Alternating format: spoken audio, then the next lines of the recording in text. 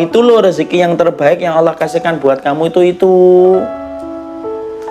Di situ kita memahami, tolong ya dibedakan antara dunia dengan rezeki. Karena sesungguhnya antara kedua perkara itu tuh beda banget.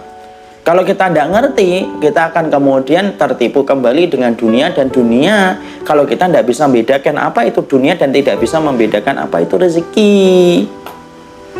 Dunia itu apa yang kita pakai, apa yang kita makan tadi, yang kemudian makan sego jinggo, itu dunia.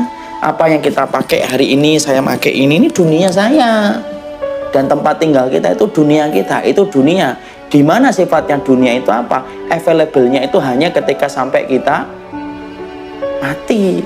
Bahkan sebelum mati aja sudah tidak bisa lagi. Ketika sakratul maut itu sudah tidak ada harganya. Kalau sudah mati apalagi, wong sakratul maut aja sudah tidak ada harganya kok.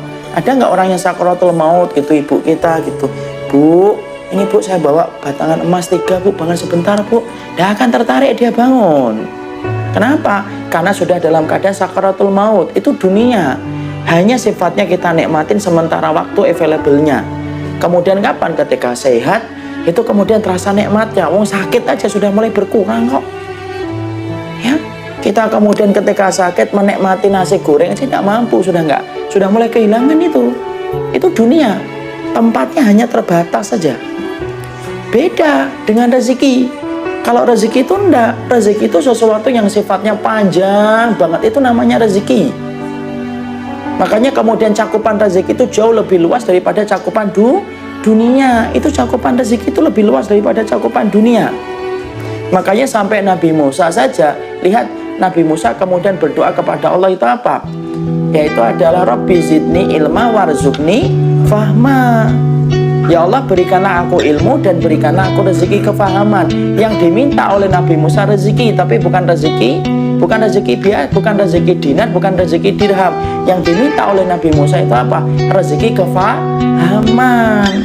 Kenapa kok kayak gitu? Ya itulah yang terjadi. Kenapa? Rezeki itu cakupannya luas. Makanya rezeki itu bermanfaat sampai kita di alam kubur masih bermanfaat.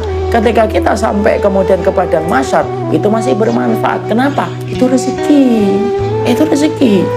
Orang kafir diberikan dunia tapi tidak diberikan rezeki.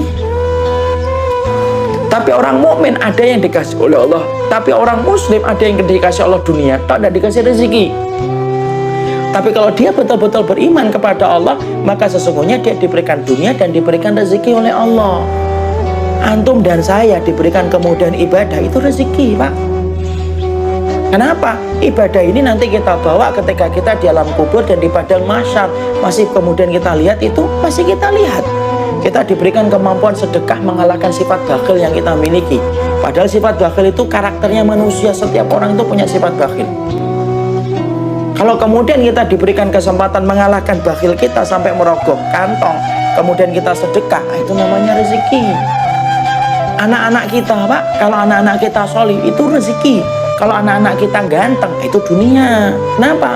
Kalau anak kita cuma ganteng dan cantik, bapak dan saya membanggakan anak itu nanti ketika kita masih hidup di dunia.